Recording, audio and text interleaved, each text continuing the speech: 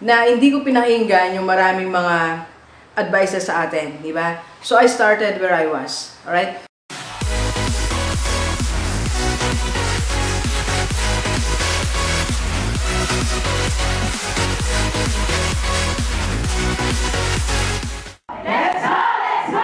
Positive Day, Gilibers. This is Dr. Gigi Disunga from Mike and Jane's Project. Magandang hapon sa lahat ng mga Gilibers natin. And sa first time po tayo mapanood sa YouTube channel, thank you very much. Please subscribe. Click mo na po yan, Dr. Gigi Disunga. Alright, so if you want to start your own business or investment, start where you are. Alright, so pero bago yan, announcement muna tayo. Maganda ang usapan natin ngayong hapon bago tayo malis. I'll be going to my personal trainer. So may personal trainer tayo. Mag-gym tayo ngayon. So para stay fit and healthy tayo. Yan. Para stay ang ating ang kalusugan natin and para sexy pa rin tayo. Anyway, so announcement lang tayo. So sa lahat ng mga gusto magpa-coach, I'm your wealth coach and magpa-advertise ng kanilang mga business.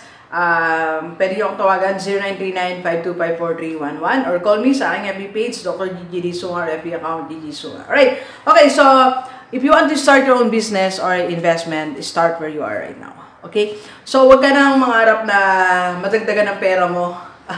Wag ka nang mangarap na madagdagan ng equipment mo, resources mo. Magkaroon ka muna ng additional 5 years sa buhay mo, mag-30 ka, 40 bago ka mag-invest, mag-business. Diba? So, simula mo na agad. Start where you are right now. Naalala ko when I was about to start my YouTube channel, ang dami din nagsasabi sa akin, nagsimula ka na mag-YouTube channel, wala kang training, hindi ka man mag-edit, wala kang camera, wala kang mga magagandang lights and everything, wala kang tripod. So, ang daming kulang. Pero hindi ko yung pinakinggan. I started where I am then, where I was then, right? Actually, would you believe me, ngayon camera, so ginagamit ko J7, 15,000 for 2 years. Magto 2 years ko na siyang ginagamit. Magto 2 years ko na ginagamit ang aking cellphone. Ang tripod ko is only 800 lang ata ito, wala pa ng 1,000. Okay? So, I started where I was. Okay? So, if you want to start your business, if you want to start your investment, start where you are. Isa pang naalala ko, when I was about to sell t-shirt. So, sabi nila, bumili muna ako ng equipment, printing, that will around be 30,000. So, sabi ko, wala pa akong capital for that. So, ginawa ko, I started my I Can Change shirt even without my printer. Alright? How did I do that? The secret. Kumuha tayo ng ibang tao na gagawa ng ating magpiprint. Okay? Kumbaga parang commission lang nabigay sa atin. Okay? Anyway, so, yan mga sample na hindi ko pinakinggan yung maraming mga advices sa atin, di ba? So, I started where I was, alright? So, you can also do the same, okay? You can also do the same. Kung gusto mo magkaroon ng negosyo, kayang-kaya mo yan. Kung gusto mo magkaroon ng business, kaya mo rin yan. So, anong gagawin mo? Number 1, start focusing on where you are at work, okay? So, if you are working, mag-focus ka dyan sa work mo and aim to be promoted. Eh bakit, Doc, napunta sa work business? Because dyan manggagaling ang pera mo. Diba? Dyan manggagaling ang pangnegosyo mo at dyan din manggagaling ang iyong pang-start ng investment. So, start where you are nga eh. Diba, maraming nga tao, ayaw mo na lang magnegosyo hanggat empleyado sila. Kasi wala silang time, wala silang maraming pera. So, gagawin nila, maghihintay sila ng ilang taon bago sila makapagsimula ng negosyo. So, kung nandyan ka ngayon, pagsikapan mo yung trabaho mo, because from there, dun ka kukuha ng pang-start mo ng business. Start loving your work. Start working so hard. Okay? Do what is needed, what is expected from you. Ano yung na-expect sa'yo ng company mo? Ano yung na-expect ng boss mo? And beside, sa akin nga, ang advice ko sa lahat ng mga gustong mag-business, ang advice ko, mga 2 years, magtrabaho ka muna. Because working is discipline. And that's discipline. Waking up early, it's a discipline. Magta-travel ka, that's discipline. Doing your tasks, filing and everything, discipline. Alright? Yung patience mo sa mga co-workers mo, that's discipline. Yung capacity mo to, yung resiliency mo after being rejected, yung mga ginagawa mo, proposal and everything, tumatayo ka pa rin. So, that's discipline. So, yung work mo, it gives you discipline. Okay? So, start there. Start where you are. Kung ikaw ay nasa rank and file, or kung ikaw ay may position ka na, so start there. Start there. Right? Okay, second. So, since ang tema natin ay start where you are, so that's the word. Second, start where you are in your skill. Dok, hindi pa masyadong develop ang skill ko sa pag-MC, ayoko na mag-MC. Doon ka madidevelop eh. When you start hosting, when you start holding the mic and, start your speech, dun ka matututo. Dok, hindi pa ako marunong, paano ko simulan ng business ko, hindi pa ako masyado marunong sa photography. Sabayan mo, you get simple projects muna, mga kumpil muna, mga birthday muna, then, as you do it, improve it. When I started being a vlogger, wala namang nag-train sa akin eh. Wala namang school na nag-enroll ako how to become a vlogger. Wala. I did not have my formal education. Being a coach, being a speaker, being a closer, wala namang formal school na pinag-enroll ako. Mga short-term course, wala. E-course, wala nga po eh. I just did self-study. So I started where I am. My GDS corporate training, that's my business today. Okay, it was actually ano tawag dito? Na-register po siya last January. Okay? So I started there as a trainer na wala naman akong formal training sa being a trainer. Okay? How to conduct seminar, how to conduct team building. So, lahat na yan, inaral lang natin. So, start where you are. Ano yung gusto mong gawin? Ano yung gusto mong negosyo na kailangan mo ng skill, pero kulang pa?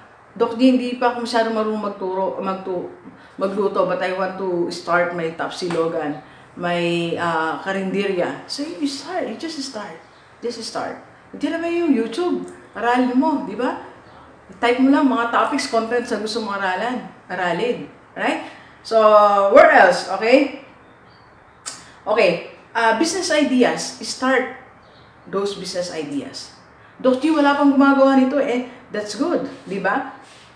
Kailan ba? Kausap ko kahapon. So, nasa SM Cabanatuan ako. I was coaching isang OFW. Sir Pablo. From Singapore. So, ako talaga una niyang nakausap, gusto niyang kausapin. Pagka-landing niya dito sa Pilipinas. Hi sir, thank you very much sa maraming kape na binigay mo. Okay. So, nag-usap kami. Sabi ko, kasi magbi-business siya in 3 years. Dalawa kasi yan eh. It's either you go with the flow or yung trend, kung ano yung needs ng yung company or kung ano yung uso, or you start introducing new concept, new business. Sabi ko sa kanya, galing ka ng Singapore, ano ba ang patok sa Singapore na pwede nating i-localize sa lugar mo? Di ba? So, ano yung business idea mo? Huwag kang matakot sa idea. Di ba? Huwag kang matakot na baka i-reject, baka pagtawanan. Di ba? Sabi ko nga sa inyo, the more na weird ang idea, the more na magkiklik yan. Di ba? So, parang sa akin, weird, di ba? From principal to vlogger, di ba? Parang principal ka ba? Pag nagbablog ako ng mga small business, mga restaurant, kahit na mga restaurants. So, pag tinanong nila yung background ko, sabi ko, I'm a full-time principal. So, nagugulat sila. Parang weird. Diba? But it doesn't matter because that's my idea. Idea ko yun eh. Had I not listened to my idea, so, nasa tayo ngayon? Diba? Walang wealth code sa mga OFW natin. Ang mga kababayan natin dito sa Pilipinas. Diba? So, kung ano yung business ideas mo, 3-in-1, 4-in-1, 10-in-1, di ba? Yung isa nga, 13-in-1 na negosyo yun, napagsama-sama niya eh. Di ba? Pagpunta mo doon sa, mula sa mga chichirya, hanggang sa pagbabayad ng kuryente, hanggang sa lahat, ina-accommodate na nila. Ideas. Di ba? So, di ba, nung inintroduce ang someone who can, who can make us fly. Di ba pinagtawanan di idea na yan, na makakalipad ba tayo? Di ba? Weird idea, but it happened. Alright? So maraming weird ideas nung simula. Di ba? Yung jeepney na, sister, mamaya magano tayo tawag dito, mag-gym tayo So, madami mga weird idea. Parang ngayon, weird, sabi niya. Mag-gym ka? Why not? Di ba? Why not? Alright? So, okay, so simple, ano ba, yun, yung business ideas mo, you just have to launch it. Gawin mo lang yan, di ba? Start where you are. Huwag mo lang, sabi nga ni Zuckerberg, all ideas are, you know, coming from us, not in full form. Di ba? Not in full form. So, maaaring kulang pa rin, 1/4 lang nung full concept, pero meron kang idea. Di ba? So, just do it. Just do it. Okay? Next. Alright? So, punta tayo sa investment. Okay? Sa investment, start with simple investment. Huwag mo na komplikado. Kung nagsisimula ka pa lang, start your investment. Okay? So, start it with, let's say, for example, ano ba yung simplest? Sinuturo ko nga sa aking mga coaching, like, Pag-ibig MP2, di ba? So, pwede kang magsimula dyan. Simple lang, 500. Punta ka sa Pag-ibig office. Ito yung 500 ko, start ka na. Di ba? Simple. Huwag mo muna alangarin yung mga madaming computation. Like, pag nag-stock market ka, compute ka muna, kailan, detalye, alam mo, start where you are. Start where you want to start. Kung yan ang capacity mo muna to invest, yung 500 pesos mo, yung 3,000 pesos mo, you go to co-op. Yung 10,000 pesos mo or 5,000 pesos, go to mutual funds. 10,000, go to UITF. Start where you are in your investment. Alright? Start where you are. Okay? So, what else? Alright, so, ano pa? Balik tayo sa business, okay? Nagkabaliktad po eh. Pasensya na. So, start with what resources yung available. Available resources mo, ayan muna. So, sabi ko nga kanina, when I started vlogging, so, cellphone lang muna. Wala pa tayong pambili ng mga equipments. Wala pa akong pampintura nito eh. Naalala niyo po ba yung una tayo nag-vlog? Flashlight nga yung ginagamit ko eh. Everybody was laughing at me. Why flashlight? Tapos green to, dark, tapos walang table, walang... Table ko yung pangkusina. So, wala eh. Kasi it's a new concept to me eh. Imagine, principal ako, tapos mag-vlog ako. So, anong gamit ko? Diba? Na hindi ko nga siya na-experience eh.